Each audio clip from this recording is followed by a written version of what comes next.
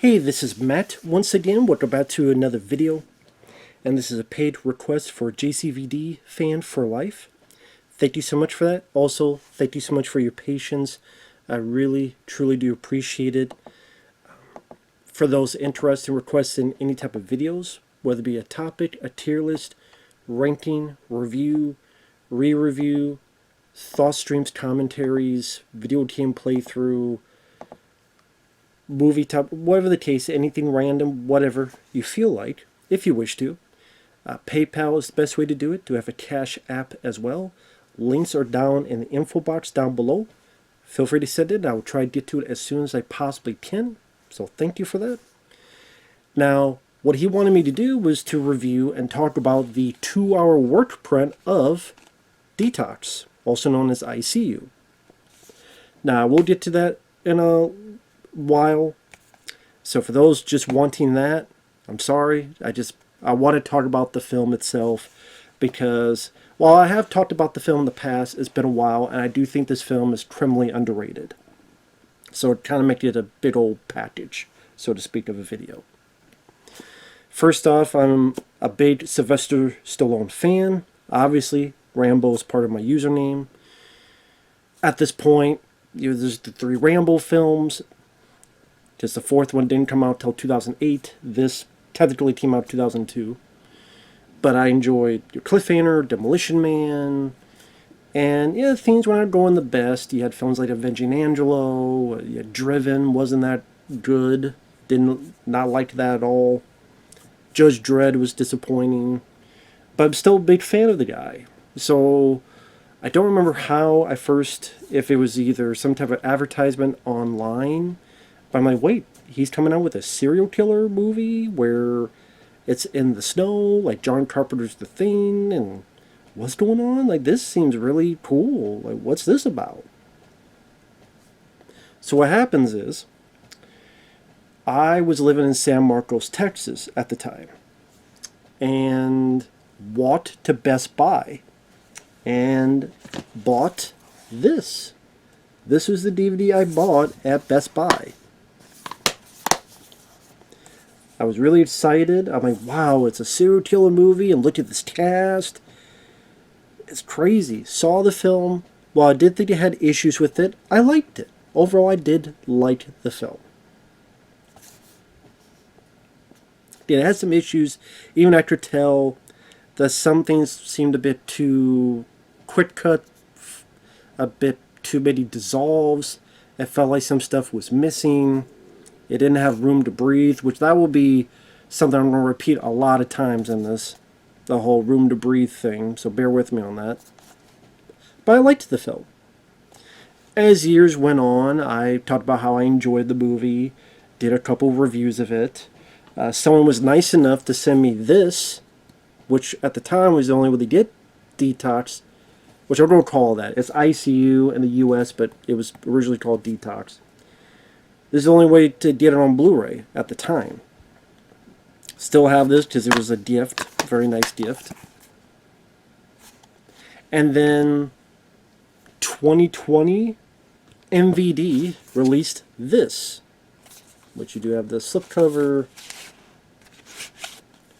And the reason I was very curious about this was because it says, well, it has the deleted scenes and interviews from back to the day, which is on this DVD. It also had, quote, a never-before-seen original version director's cut of ICU. Now, there's a bit of story to that, which I'll get to in a minute. So I'm like, wow, did you get to see the original version? I'm really excited about that. And I did a video on this ranting about it because I thought that cut really wasn't all that. The way this cut was, it was about the same running time, 90-some minutes. Only some scenes were redone to do it in a more flashback fashion.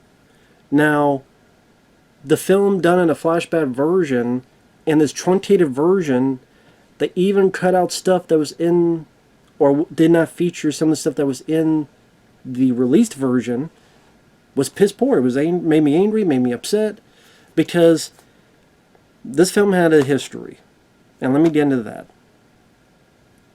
The film had a history where Jim Gillespie, who did I Know What He Did Last Summer, he's directing the film. He had clashes with the studio, where the studio wanted a faster paced movie. They felt the movie was too long. They would screen the film. It would get bad test screening after bad test screening, which honestly, with how audiences are, I mean, hell, there's many films I liked that the audience would not like, and vice versa. They're just how it is. Just difference of opinions. But that affected the release of the film. Universal was going to release it at the time. It was going to be, I believe, Imagine. It was the company that Brian Grazer, Ron Howard had. Because I think Brian Grazer was a producer. I don't think their names are on this now. But they were. So what happened was, it got pushed back. Things stalled to redo the film in terms of re-edit the film, truncate scenes, make scenes shorter.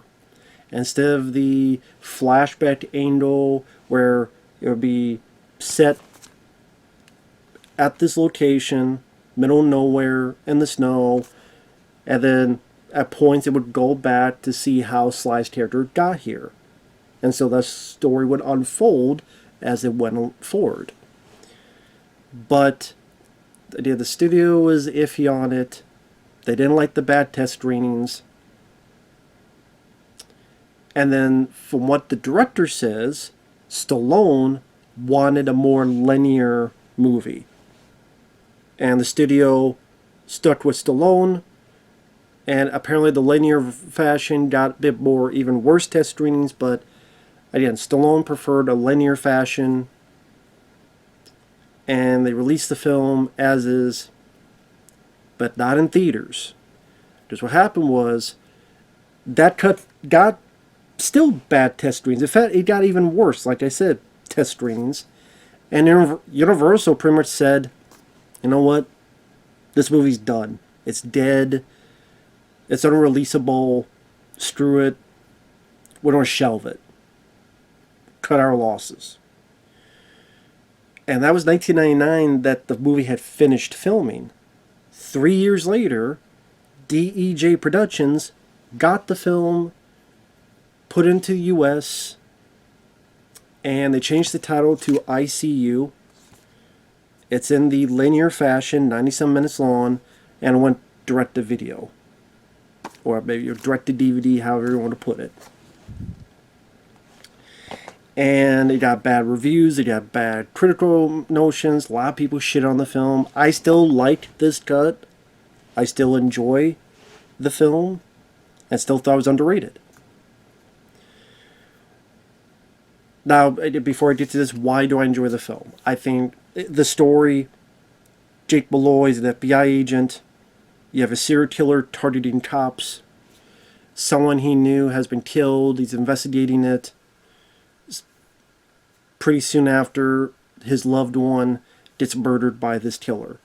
Chases him, and things don't really go the way it should. He falls into a depression, alcoholism, tries to take his own life. Charles S. Dutton is his buddy. Another cop brings him to this remote outpost in the middle of nowhere to detox, to set himself straight. Among this outpost, there's other cops who have had issues and problems. So you have Tom Berenger, who's in films like Platoon. You have Sean Patrick Flannery, who's in The Boondock Saints. You have Robert Patrick, who's in Copland with Stallone. And he was in Terminator 2, among other films. Jeffrey Wright, who's been in a lot of stuff. Stephen Lane is there. Chris Christopherson is there. Courtney B. Vance. Great cast. And as they're in this outpost trying to detox, people start dying off one by one. Sly figures out what's going on. This killer is back, and he's here hunting cops. and he's got to figure out who it is and stop him. I love the atmosphere. I think the atmosphere is fantastic. Gives you vibes of John Carpenter's The Thing. I think the location looks really cool. I think the music is very well done, especially in the Workprint version, which I'll get to. The cast, I think, all do their jobs well. This has, I think, one of the best and most underrated Sylvester Stallone performances. It's something different that he got to do and show his acting, shows his emotion on his sleeve. You really felt sorry for the character, and he did a wonderful, fantastic job.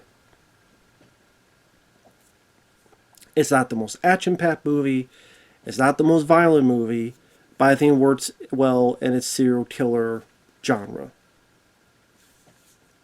And again, I think the atmosphere, the location, the cast, all worked very well together. Now, this comes out in 2020. Like I said, I was very disappointed in this cut, called Jim Gillespie's director's cut, which is not really. According to Jim Gillespie, who did an interview with Viking Samurai, which is actually on this, it's on YouTube, it's also on this. What had happened was, the studio was ready to release a cut into theaters and kind of deal with it, which was the cut on this, with the flashback format. But Sly stepped in and said, no, I don't want that released. Let's do it a linear fashion. The studio agreed with it, but then they just, Universal decided, maybe they released it in Europe, but not released in the US. They got rid of it. It was shelved. It was bye-bye. Adios, muchachos. Years later, like I said, DJ Productions got the film. And in this, like this has the release version, but it has a second version, which is the other cut. In that version, it's done in flashback format, but there's stuff missing, like Stallone getting the gun and shooting in the air in the bar, and Charles Dutton getting pissed at him. There's scenes like that, which are on this version, but wasn't in that version. I mean, it felt cut up even more so. Plus, the flashback format didn't work when things felt even more cut out. Things felt even more cut up. And to me, it is easily the worst of these three versions. Like, the release version is better than the version on the special features of this. So I ranted on this, and I was pissed. Then, a year ago or so, this comes out. Now, this is from Retro Gold 63. They're in Germany. I can't buy stuff from their website because my bank does not allow purchases of things overseas. Which pisses me off because they did Life After Fighting, Bren Foster film I really enjoy. I wanted a copy, but I could not get it because I can't order it from there. Because the bank is being careful and security, but still, it's my money. I wouldn't be able to buy that, and I'm not able to. And it did not pop up in eBay, so sadly, that's just how it is. But this had popped up on eBay. Got it for myself.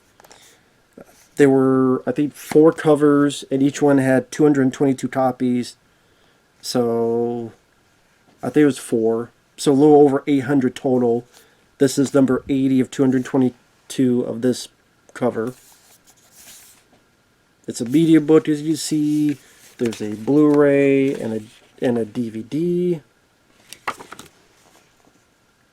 And then you have this booklet, which I can't read because it's all in German, but still. There you go. Now this has the release version, but it also has the 2-hour Workprint version, which I was very curious about. The 2-hour full director's cut. This is how Jim really thought of his director's cut. This is the one he stands by. Yeah, and you also have an interview with the director, interview with him and Viking Samurai. Now, this cut of the film, It's definitely a better film. Do I have little nitpicks here and there? Yes. Because there was stuff that was done with additional photography that they put into the release version that I do like. Now, granted, if you've never seen the film, this is going to be confusing to you. So, if I try, it just take too long if I try to explain every single thing. But for those who've seen the film, this will make more sense.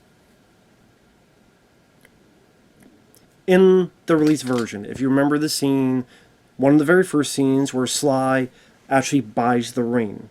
You see him buying the ring for his hopefully soon-to-be wife. That, I believe, was additional photography, so that's not in this. When he's talking to the cop at the bar, the guy who's soon going to be killed, he has a moment where, oh yeah, everyone knows I'm an asshole, which I thought was a funny bit. That's not in this cut. There's a deleted scene that is only on the deleted scenes of this and this, part of these 8 deleted scenes, that I always thought was a cool deleted scene, where he's having a nightmare. Stallone is running towards the door. It closes in on him. He turns. He hears something. He looks over. Up close of his eye. A drill comes forward. That was not... Like a teeny kind of bit of that was in the release version, but like truncated and flashy. And no, that's not in this cut.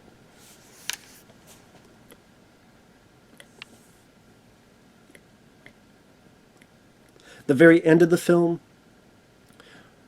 spoilers, Sly takes the bad guy, slams him in this thing where it's spiked up, he gets impaled. That's how the killer dies. But in the released version, Sly picks him up. I see you. You see this? Slams him back down. Very satisfying. It's not in this cut. So there's a couple little things that was in the release cut that I wish was in here.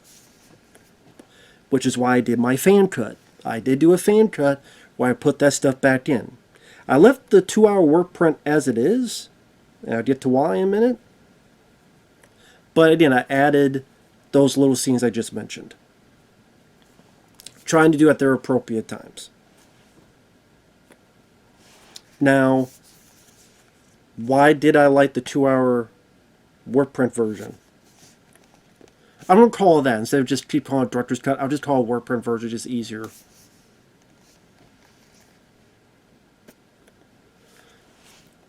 First and foremost, while yes, it's about 25, 30 more minutes, like there are scenes added in that I think do bring a little bit more context to the characters. Now, it's nothing like completely mind-blowing scenes of action or gore or more gory kills or anything. It's not like, oh my god, this is an entire 5-minute sequence that wasn't here. No.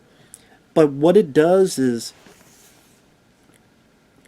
if you remember in the release version, and sorry if you see me doing the silence, I know I repeat this in like every video in the past like 10, 20, 30 videos I've done, but the silence is, but this cold weather is kicking my fucking ass, so I apologize. I know that's annoying. I'm chewing gum or chewing on dick. I don't like chewing on dick. I never will. Never. Not my point of view. Not my point. Not my cup of tea, so to speak. Cup of dick tea. And I'm not chewing gum. Maybe I should get some more of this drink.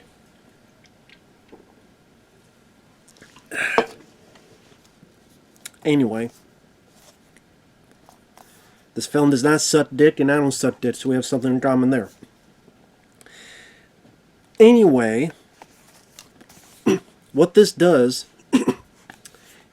it gives the film more air to breathe.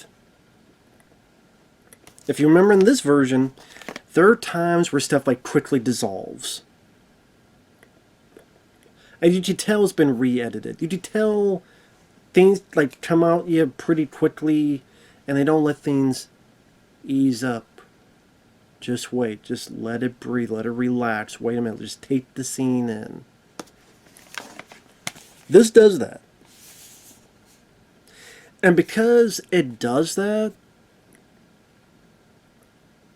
the re-editing and the flashback format, I think actually works in this version. It did not work in this, which it was more studios. It did not work in that one. And that's on the bonus of this one. It did work in this one. Because it starts off with Stallone's buddy, the cop, getting killed. Then it's 3 months later. Then Stallone and Charles Dutton goes up to the outpost. And then it plays kind of linear until Stallone has to give up his gun and badge. Then we flash back to either finding his friend dead or, no, actually the bar, like seeing his friend at the bar. Then when some guy's talking about his trauma, Stallone's thinking, and then we flash back to the trauma he experienced with finding his cop buddy dead. Because you let things flourish, it makes more sense why it's done in this way. Where you go into the film, Sly, he's there, his wrist is bandaged, you don't know why he's there. Of course I know because I've seen this film before, but I just mean, like as a first-time viewer, okay, a guy got killed, we start off with a murderous act, and now we're sitting there going, well, wait a minute.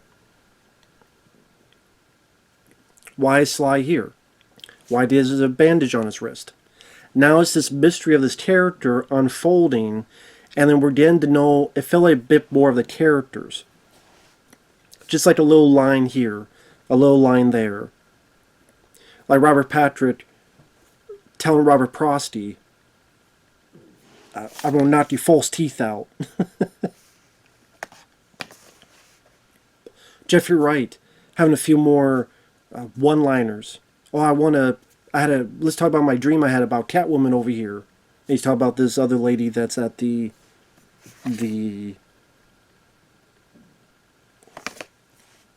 facility. Or later on where Jeffrey Wright says something to the effect of, God, I forget what it is. God, I forget the damn line now. Because I should have written down so I can remember these lines specifically.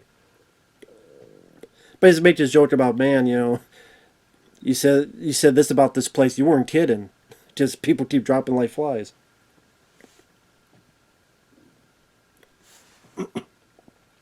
Coney B. Vance later on. There's a nice little moment with him where he's talking with this lady about faith. And he tells a bit about what happened to him. That there was this guy who he knew who was dying. And he kept asking him stuff. And he saw about when people were ready to go, there's this little bit of a flicker. And she's asking him questions. And he's talking about how, that's part of my faith. And me and God have a lot of things to work out. I'm not doing it the right way because for people who do see it, I don't want to give the whole thing away, but it's a nice little moment with that to show a little bit more Courtney B. Vance's character. And it just gives more room for the movie to breathe. You get more establishing shots of the outpost to really showcase how isolated and cold the area is. There's more scenes of people kind of wandering around and getting used to the environment. Little talk, little dialogue here and there. Little moments. Like, I'm not sure if it was in the release version, but when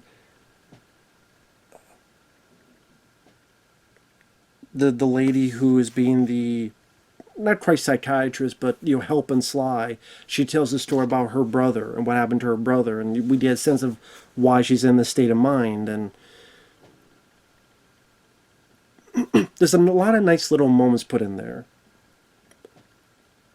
There's a moment of Sly where he's locked in the room, and you have this kind of montage where he's walking over here, and then he's walking over here, and he's lying down here, And we get to see like his mind as an investigator, thinking about things that were said, coming to conclusions. Okay, this person said this person said that. Oh, that must mean this is why this is happening. Later on, when he's outside, he sees a snowmobile, and then we hear like past conversations. He's putting things two and two together. There's things of that nature. Violence-wise, there's not much added gore, blood, or anything, but I will say you did about this teeny much. Meaning, in spoilers, Chris Christopherson gets killed. You see a little bit more of the aftermath, where you see a bit of, in the released, it was like this wide shot through the window, but there's a more up-close shot where you see the axe in his head. Not too up close, but, about like here. Or here, I should say. So you get a little bit more to that. There's a little bit longer review of Tom Berenger's death and some of the other characters' death. Not so much Robert Patrick, but there's a little bit more of him being paranoid in the tunnels and being more scared.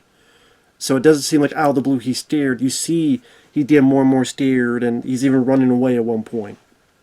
That's what I mean. It's all these little things and all these little details that kind of add together and make a bit more of a fuller, richer picture. Also, the score is different in this movie. The musical score.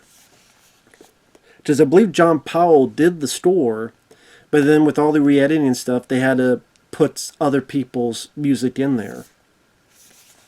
This is totally John Powell's score. From beginning to the end, is a much better, more consistent score. And thankfully, it does include my favorite piece of score, which is that kind of beautiful piano that, if you've seen the film, the music that's at the very end of the film, when he hangs the ring and he walks away, the ring part of the necklace, that piece of music is very sweet. I think it's called like Life Goes On. That's actually in more of this film. That music is featured more in this. And like the music during the little chase sequences and other moments, it just felt more natural. It felt like it fit more. It fit the tone more. It fit the atmosphere more. So I think the score in this cut is better. All the little moments of the characters, like this little moment where Stallone says, well, how do we know it's this person? How do we know it's not you? How do we know it's not you? And Jeffrey Wright goes, yeah.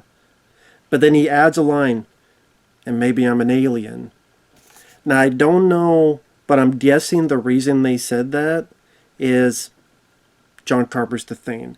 I have to believe that was an ode to John Carpenter's The Thing, that line, where it's like, well, maybe I'm an alien. Because of where it's at, because it's in the snow, it's in the cold. Now, it could be just a throwaway line, sure, but I like to think, okay, the reason they put that in is, but that's not in this cut, that line of dialogue. That's what I mean. There's this little subplot that might not add a whole lot, but how the female, I would say doctor of the group, mentions how these guys had the DTs, the shapes. And so she gets this bottle and will give it to people, and some people drink it, some people don't. And kind of telling on who does and who does and who doesn't. So again, there's a lot of these little details that may not seem much to people, but just adds more context, or at least a teeny dash more context to certain scenes.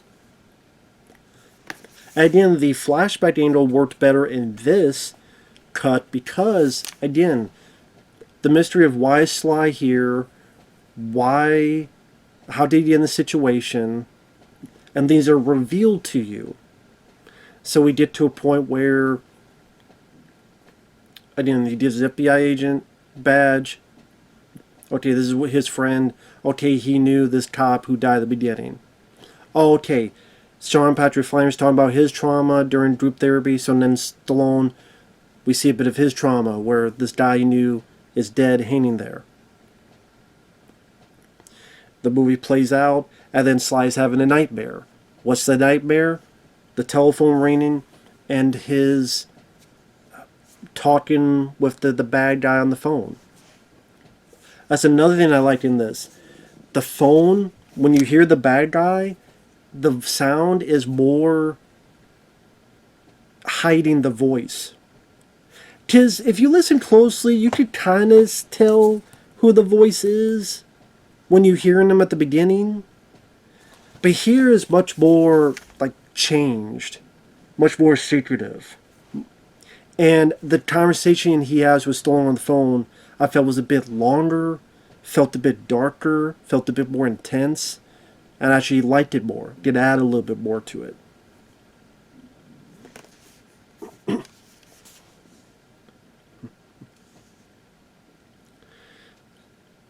And then after the first, I would say 30, 40 minutes, the flashbacks have been caught up, and then the rest of the movie is linear. But again, it feels like these certain little violent shots, they last a little bit longer. Like there's a guy who gets his throat cut in the snow. It stays in the shot just a little bit longer. Oh, there's a dead body. A little bit, like things are just a little bit longer, which is fine to let us look a little bit more at it. Again, it's not Friday the 13th or anything, but at least a little bit longer was nice to see there. Like stuff done for context, like this lady cop and Courtney B. Vance talking about faith. So later on, when Courtney B. Vance says, use faith to direct that bullet into the head of anybody that comes up, there's more context to that. There's also nice little moments of Stallone and his acting. There's definitely more moments of him with this ring and him centering on this ring. There's more moments of Sly detoxing, getting sick. I believe in the finished product, he only has one nightmare. In this, he has two nightmares. And the first nightmare, he wakes up, he's by himself, and he's shaking, and some decent acting, some good, no, not good, not decent, good acting from him. Nice little moment. Like I said, there's a lot of nice little moments that can let the film breathe, give the film some oxygen. Charles S. Dutton, there's a little bit more of him just going up and fishing. And again, at times it feels like we're there and then it's dissolving and quickly. Like there's a little bit more of him trying to put out the fire in his hut. And he's like, I want a refund. There's a little bit more of him traversing through the ice. It doesn't give away a body that's in the ice. Charles is done. He's the one who finds the dead body in the ice. Because I believe in this, there was a cut where like we're seeing establishing shots and then randomly we see a body fall out of the water and you're going, where did that come from? What's going on here? Here it's put into the right spot.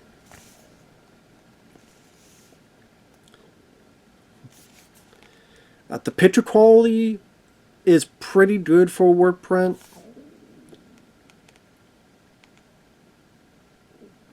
I was going to say what I call VHS. No, I would say better. Well, it is, but not. Because when I think of VHS, I think of like the screen will flutter, or there'll be tracking lines. It doesn't have that. There's no tracking lines. There's no, as we call it, snow, white, fizz. There's not static. It's pretty good. The sound is pretty good. The sound, the picture quality,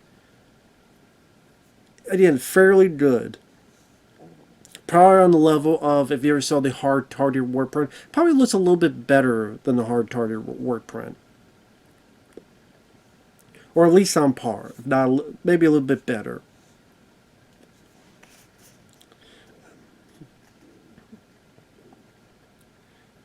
And yeah, this is just really, it was really nice to see. Now, I did do my fan cut. So I took, this is JCVD Fan for Life. I have to thank him for it. He sent me a link with the, because I had no way to rip this, because I have nothing, no equipment to rip Blu-rays, DVDs, any of the sort. I have no disc tray, I have no external way of doing it. So JCVD Fan for Life was able to do it for me. Really thanked him for it.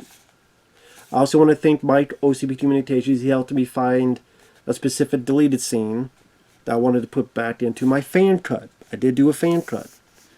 The fan cut is about... My fan cut's about, what would be... 2 hours and 10 minutes. So I took the 2-hour cut because I thought it was fairly good, really good. But yeah, I like the way, like it just, other than those little nitpicks, it was a better movie. But I really liked those bits that was additional photography. So I put in the bit where Sly buys the ring for his girlfriend. You see him buying the ring at a store, at a jewelry place. I added that back in. I added the bit where the cop says, "Oh yeah, everyone knows I'm an asshole," because I thought that was a funny bit. There's maybe a few little other bits here and there. I did add in the ending, which I liked, where he gives the guy an extra death. You see this, slams him. I did add that back in, because I do like that bit. I did add in the deleted scene, the nightmare sequence, because I thought that was very cool. So I added those bits back into it. I'm not the best editor, so there may be mistakes on it. And the quality is going to be, again, it's not HD quality. I will say this. If you do wish to see the fan cut, YouTube does not allow me to upload or post links, because like now YouTube can find links and be pissed. If you have me on Instagram, or if you have me on Facebook or Instagram, if you have me on those, just ask me. I can send you the link on those. All you have to do is send me a message, again, on my Facebook or on my Instagram. And I guess I could give out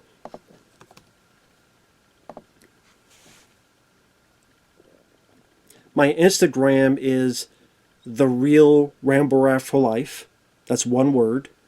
Again, The Real Rambo for Life.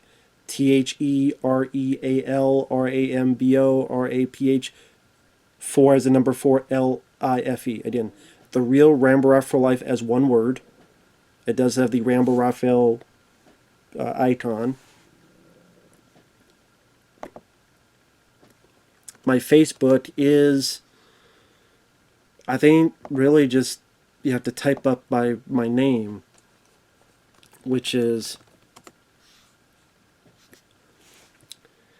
there's multiple people named this, so it's Matt Roller, MATT, space, ROEHLER. And it will say, you click on it, and as of right now, I have 850 some friends.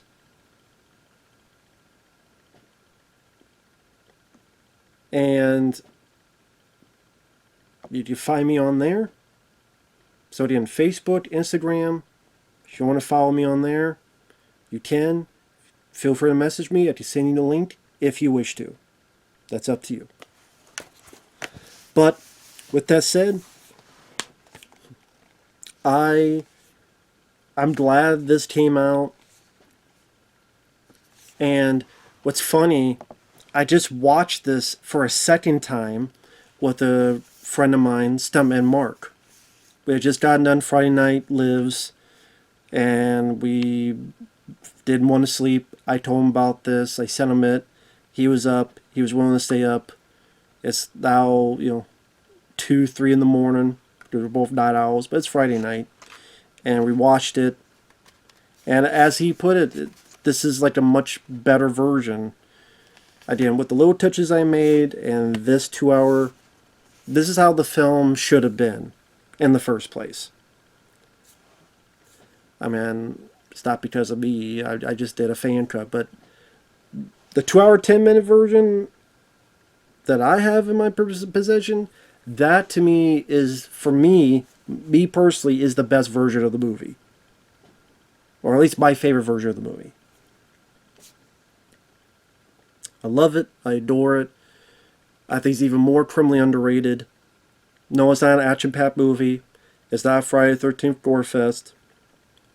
But the cast, the atmosphere, the rousing score, the intense, completely underrated performance by Sylvester Stallone.